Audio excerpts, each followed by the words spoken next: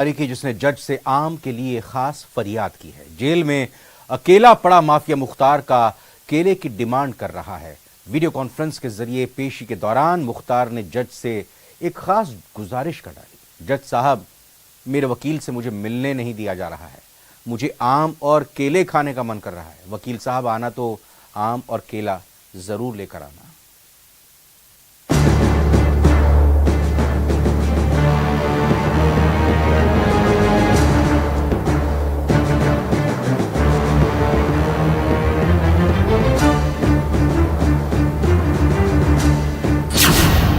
Mafia पड़ा अकेला, jail में मुख्तार मांगे केला।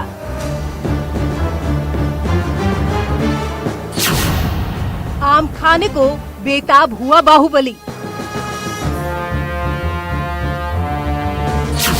जज साहब, मुझे दशहरी खाना है।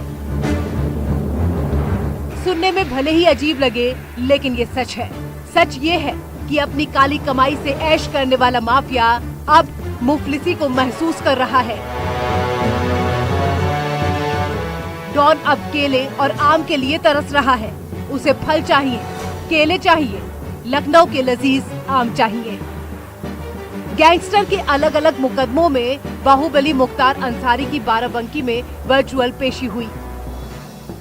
इस दौरान वो लखनऊ के लजीज आम और केले खाने को बेचैन दिखा। जेल में फल नहीं मिलने पर बाहुबली मुख्तार कोर्ट के आगे गिड़गिड़ाया। बोला, जज साहब, फल उपलब्ध करवा दीजिए। वकील साहब, जब बांदा जेल में मिलने आइए तो केला और लखनऊ के आम लेते आइए।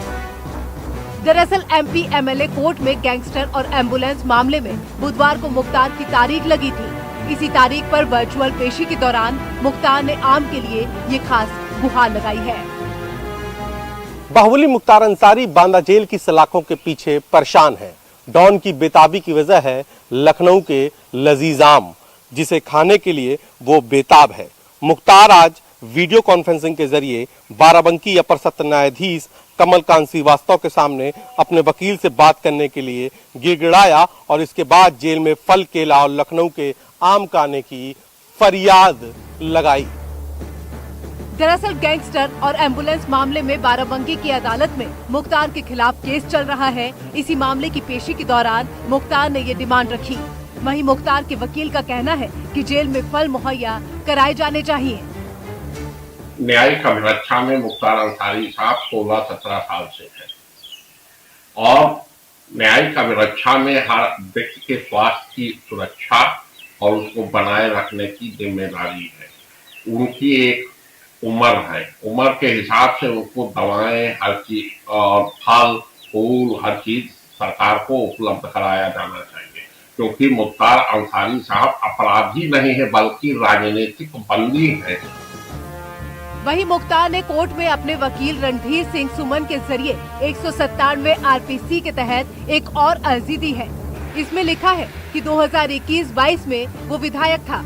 लोक सेवक होने के नाते बिना राज्य सरकार की अनुमति लिए कोई भी मुकदमा उस पर नहीं लिखा जा सकता है। इस वाद में भी राज्य सरकार से अनुमति नहीं ली गई। कोर्ट में मुख्तार अंसारी के बांदा जिले से आए वकील नसीम हैदर भी मौजूद थे। विधायक लोक सेवक की परिभाषा में आता है और लोक सेवक के ऊपर कोई विवाद चलाने से पहले राज्य सरकार की अनुमति 197 सीआरपीसी के तहत आवश्यक है। लेकिन मुख्तार अंसारी के खिलाफ किसी भी मुकदमे में राज्य सरकार ने अनुमति नहीं दी, लेकिन उसके बावजूद भी मुकदमे चलाए जा रहे हैं, जो गलत है। माफिया मुख्तार फिलहाल बांदा की जेल में बंद है। उसे गैंगस्टर एक्ट के 2 मामलों में 10-10 साल की सजा हो चुकी है, जबकि कई मामलों में ट्रायल चल रहा है। लेकिन जिस बात की सबसे अधिक चर्चा हो रही है वो है माफिया मुख्तार की हालत। कभी दूसरों की जिंदगी और मौत मुकर्रर करने वाला माफिया बेबस, लाचार और दुखी नजर आया। आज मुख्तार केले और आम के लिए तरस रहा है, जबकि कभी इसी मुख्तार ने जेल में अपने लिए तालाब खुदवा लिया था, जिसमें वो मछलियां पकड़ा करता था। आज वक्त बदला है और हालात बदले हैं। अब माफिया को उसके गुनाहों की सजा मिल रही है। Bureau report, news 18।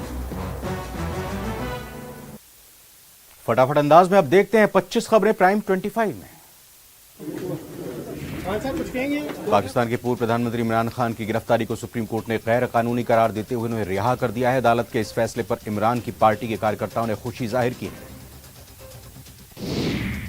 National technology day के मौके पर पीएम मोदी ने कई परियोजनाओं की आधारशिला रखी। लीगो इंडिया प्रोजेक्ट का उद्घाटन